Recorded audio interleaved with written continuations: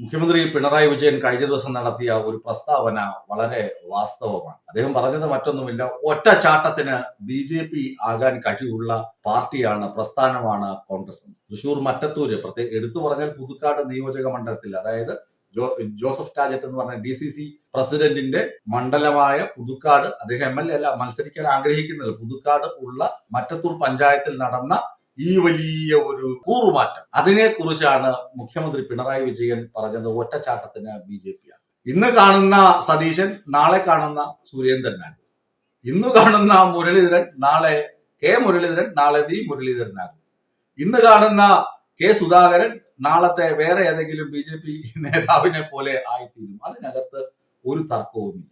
ഇവർ ഈ VD സതീശൻ പറയുന്നല്ലോ, മറ്റത്തൂരിൽ ഇവരാരും പാർട്ടി വിട്ട് BJP-യിൽ ചേർന്നിട്ടില്ല.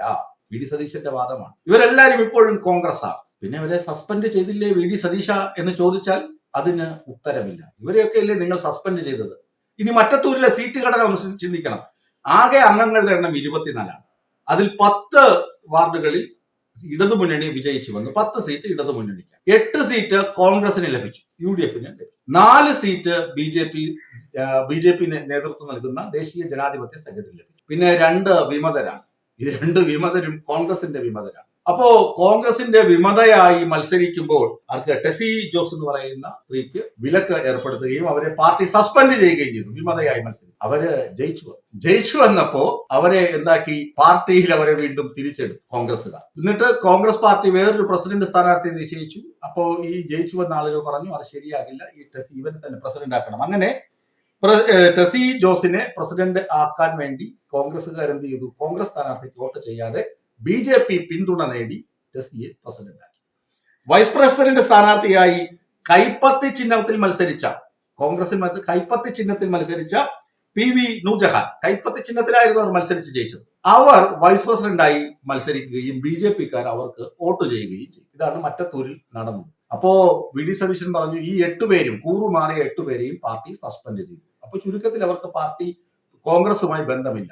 ഇനി ഇവരെ കൂറുമാറ്റം പ്രഖ്യാപിച്ചു കഴിഞ്ഞാൽ ഇവർ അയോഗ്യരാക്കപ്പെടും. അതിന് പരാതി കൊടുക്കേണ്ടത് DCC പ്രസിഡന്റാണ്, പാർട്ടി നേതൃത്വമാണ് പരാതി കൊടുക്കണം. തെരഞ്ഞെടുപ്പ് കമ്മീഷന് പരാതി കൊടുക്കുന്നു, ഭരണാധികാരിക്ക് പരാതി കൊടുക്കുന്നു, ഇവർ കൂറുമാറി, ഇവർ ഞങ്ങളുടെ കൂടെ അല്ല എന്ന് പരാതി കൊടുക്കണം. എന്നാൽ ആ പരാതി കൊടുക്കുന്നതിന് കോൺഗ്രസ് തയ്യാറാകുന്നില്ല.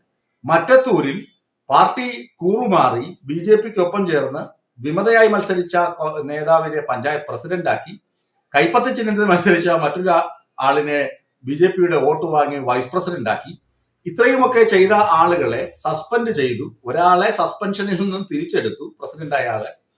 അപ്പോൾ ഇങ്ങനെ ഒരു ഏടാകൂടം സൃഷ്ടിച്ചു വെച്ചതിന്റെ പൂർണ്ണ ഉത്തരവാദിത്വം കോൺഗ്രസിനും VD സതീശനും KC വേണുഗോപാലിനും ഒക്കെ ഉണ്ട്, ടാജറ്റിനും ഉണ്ട് എന്നതിൽ ഒരു സംശയവുമില്ല. ഇവരെ സസ്പെൻഡ് ചെയ്തു എന്നത് വെറും പുകമറയാണെന്ന് ഞാൻ നേരത്തെ പറഞ്ഞിരുന്നു. എന്തുകൊണ്ടാണ് ഇവരെ സസ്പെൻഡ് ചെയ്തെങ്കിൽ കൂറുമാറ്റം നടത്തി എന്ന് പറഞ്ഞ നേരെ കൊണ്ടുപോയി പരാതി കൊടുക്കണ്ടേ? അത് ഇതുവരെ ചെയ്തിട്ടില്ല.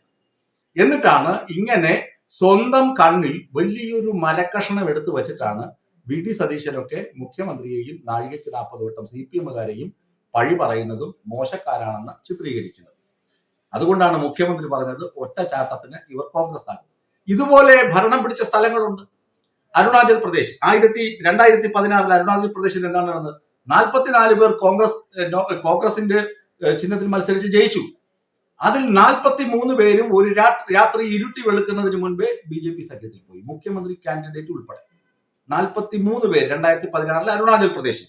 2021 പുതുച്ചേരിയിൽ നടന്നത് എന്താണ്? കോൺഗ്രസ്സുകാരെല്ലാം കൂടി നേരെ BJP-യിൽ പോയി, അവിടെ BJP. അതുപോലെ ഗോവയിൽ 2019 നടന്നതും ഇതിന് സമാനമായ സംഭവമാണ്. ഇനി എല്ലായിടങ്ങളിലും മിക്കവാറും സ്റ്റേറ്റുകളിൽ BJP NDA അധികാരത്തിൽ വന്നതിന്റെ സൂത്രവാക്യം എന്ന് പറയുന്നത് ഈ സൂത്രപ്പണിയും ഈ നശീകരണ ജനാധിപത്യത്തിന് ഒട്ടും നിരക്കാത്തതുമായ കാര്യങ്ങൾ ചെയ്തിട്ടാണ്. ഇനി തിരുവനന്തപുരം കോർപ്പറേഷനിൽ എന്താണ് നടക്കുന്നത്? തിരുവനന്തപുരം കോർപ്പറേഷനിൽ അന്തസ്സുള്ള ഒരു സ്വതന്ത്രൻ ഉണ്ടായത് സുധീഷ് കുമാറാണ്. അയാൾ കോൺഗ്രസിന്റെ വിമതനായി മത്സരിച്ചത്. അയാൾ BJP-ക്ക് കൈ കൊടുക്കാൻ പോയില്ല. മറ്റൊരു സ്വതന്ത്രനെ ചാക്കിട്ട് പിടിച്ചു. പാറ്റൂരിൽ മത്സരിച്ച രാധാകൃഷ്ണന്റെ ചാക്കിട്ട് പിടിച്ചിട്ടാണ് തിരുവനന്തപുരത്ത് കേവല ഭൂരിപക്ഷം BJP സ്വന്തമാക്കിയതെന്ന് നോക്കണം. അങ്ങനെ ചാക്കിട്ട് പിടുത്തം, കാശ് കൊടുത്ത് കൂടെ ചേർക്കൽ, മറുകണ്ഠം ചാടിക്കൽ, ഇതൊക്കെ ശീലമാക്കിയ BJP എല്ലായിടത്തും അധികാരം പിടിക്കുകയാണ്. അവർക്ക് ഭരണം കിട്ടുന്നുണ്ട്. അങ്ങനെ ഭരണം കിട്ടുമ്പോൾ കോൺഗ്രസ് കയ്യിൽ താമര മുറുക്കി പിടിച്ചിട്ടുണ്ട് എന്നതാണ് വാസ്തവം. ഈ രാഷ്ട്രീയ ഒരു ശുദ്ധിയുമില്ല, രാഷ്ട്രീയ വിശുദ്ധിയില്ലാത്ത കോൺഗ്രസ് ആണ് ഈ സർക്കാരിനെതിരെ നിരന്തരം ആരോപണം ഉന്നയിക്കുന്നത്. അതുകൊണ്ട് എനിക്ക് പറയാനുള്ളത്, ആദ്യം നിങ്ങളുടെ കണ്ണിൽ തടിക്കഷ്ണം എടുത്ത് മാറ്റി വെച്ചിട്ട് വേണം സംസ്ഥാന സർക്കാരിനെയും മുഖ്യമന്ത്രി പിണറായി വിജയനെയും ഒക്കെ വിമർശിക്കാൻ നിങ്ങൾ ഇറങ്ങിത്തിരിക്കാൻ. ഇന്നത്തെ സതീശൻ നാളത്തെ സുരേന്ദ്രനാണ്, അല്ലെങ്കിൽ സുരേന്ദ്രനാകുമെന്നതിൽ ഒരു തർക്കവുമില്ല, ഇത്തരം സംഭവ വികാസങ്ങളും രാഷ്ട്രീയ സ്ഥിതിവിഗതികളും പരിശോധിക്കുമ്പോൾ.